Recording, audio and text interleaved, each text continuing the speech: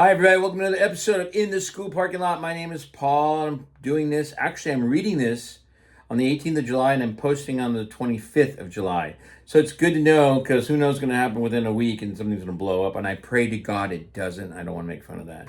So why is it called In the School Parking Lot? Well, I've been teaching since 1989. That's 37 years for those who don't know the math.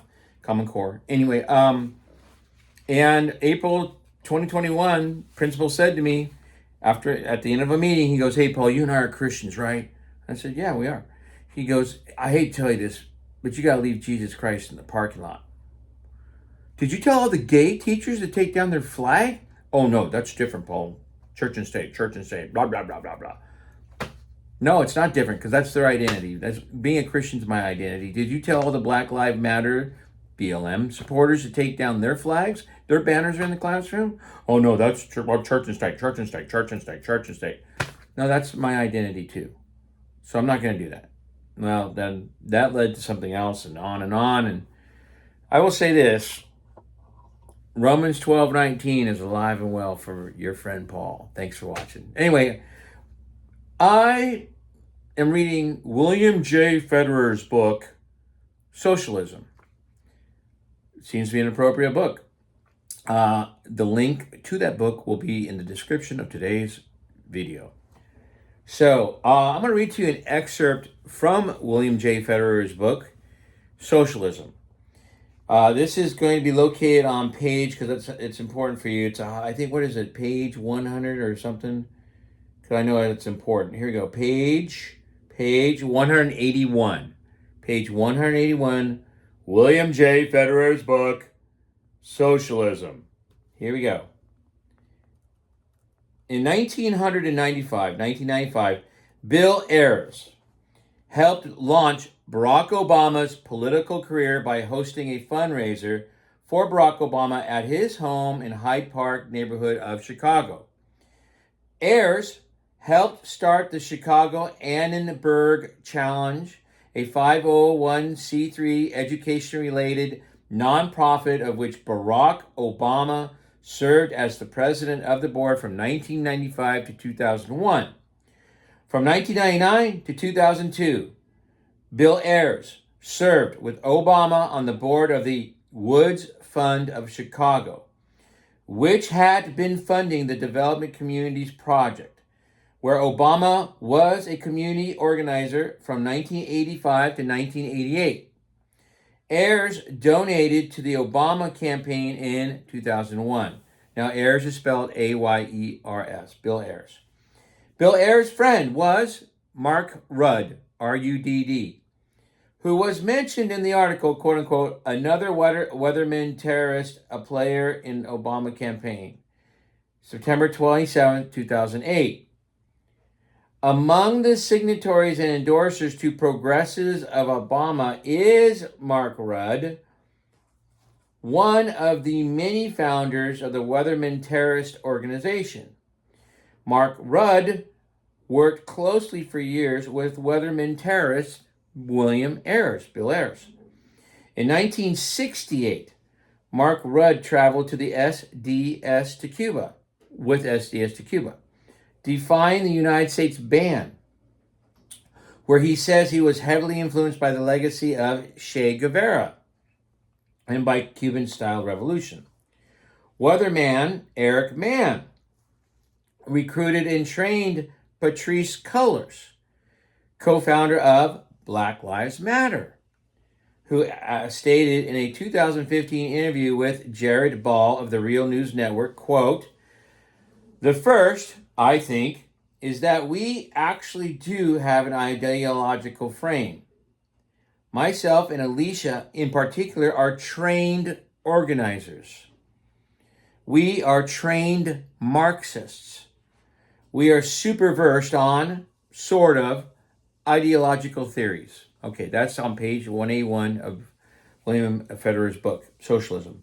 So I took this and I went to GROK and wanted to see, put it all in there. What do you think? And I also said, I don't think this information is being taught. And this is GROK's response. He goes, in many districts and subjects, American K-12 education has shifted from neutral civic knowledge toward ideological activism. Key observations: traditional goals such as reading, math, factual history, critical thinking, civic literacy are often de-emphasized in favor of social justice frameworks.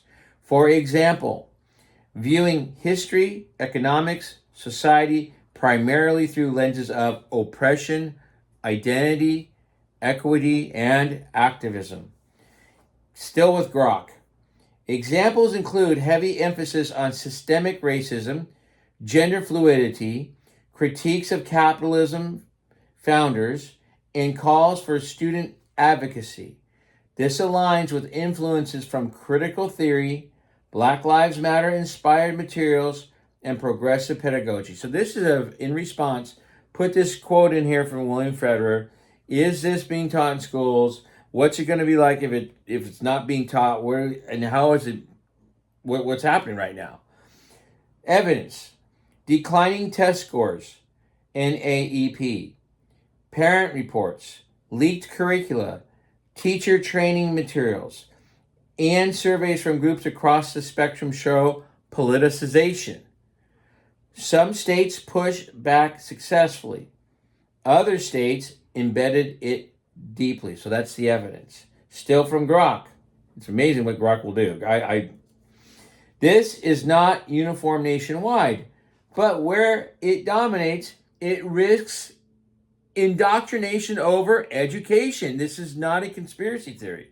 So stop it and don't get weak. Don't get weak, people. Teachers, don't get weak. So it says risks indoctrination over education, producing activists more than informed United States citizens.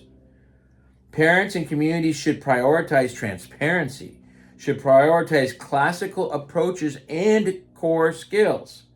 Balance and factual rigor, RIGOR, matter. Maybe that needs to be another t-shirt. Balance and factual rigor matter. So then I asked the question, and in this direction, in education, GROK could lead to a change in the United States constitutional republic in, let's say, the next 30 years. So here's GROK's answer. Yes. Sustained ideological shifts in education could contribute to gradual erosion of the United States constitutional republic over the next 30 years, though not an overnight overthrow. Why? It's a risk. Cultural attitudinal change. Generations taught to view the Constitution, the founders, capitalism, and individual rights through lenses of systemic oppression and group identity are more likely to support weakening safeguards, for example, speech limits, property rights, federalism, electoral college, in favor of what? In favor of equity, collective outcomes, or dismantling structures. Polls already show younger cohorts with lower support for free speech, lower support for capitalism, which is free market, and lower support for patriotism. Institutional capture. If this worldview dominates schools, universities, media, bureaucracy, and voting blocs, it pressures elected leaders toward more centralized power, socialism, communism, regulatory expansion, and identity-based policies, moving away from the republic's emphasis on limited government. I'm looking like Gavin Newsom, sorry. Limited government, individual liberty, and neutral rule of law. In 30 years, historical precedent, republics decline via international cultural transformation more often than sudden coups. See Rome, Weimar. 30 years is enough time for multiple generations shaped by activism, activist education. Counter forces. America's constitutional design, which is federalism, elections, courts, armed populace, economic dynamism. America's constitutional design is resilient. Pushback via school choice, pushback via parental rights laws, pushback via red state policies, and cultural counter movements is already happening.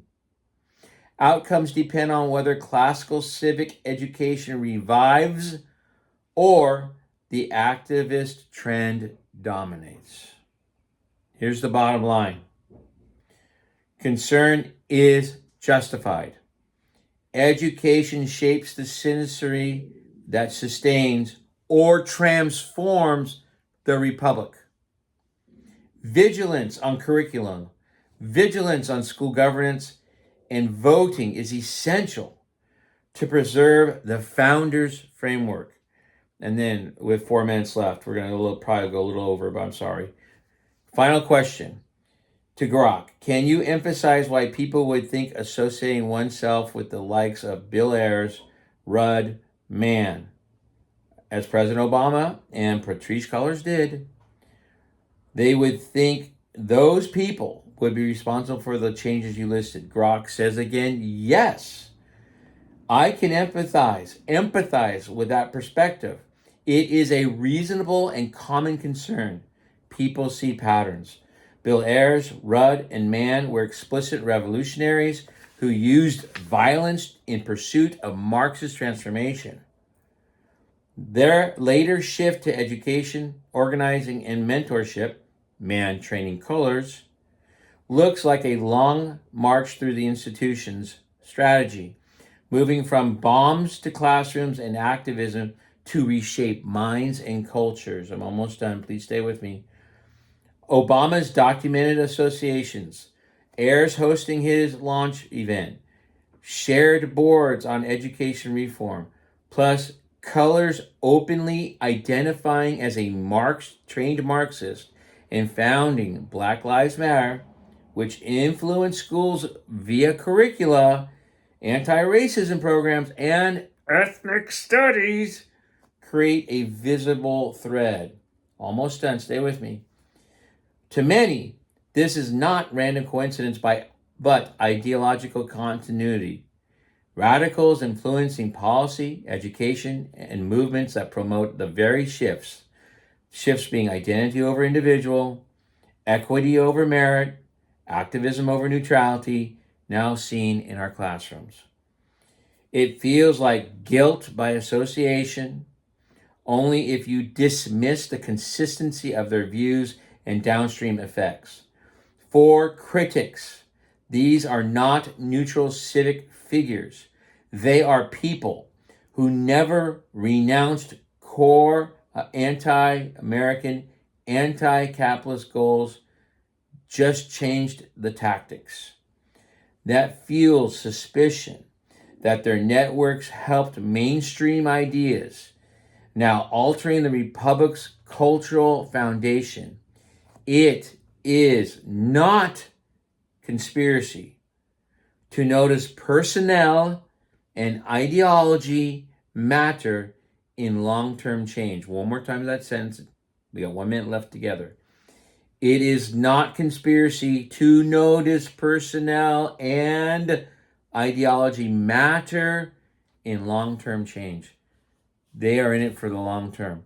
If teachers don't go back to teaching patriotism, 1 + 1 is 2, it's not sometimes 2, how to construct a sentence, how to write, if we're not going back to the basics and we're going to continue doing activism training,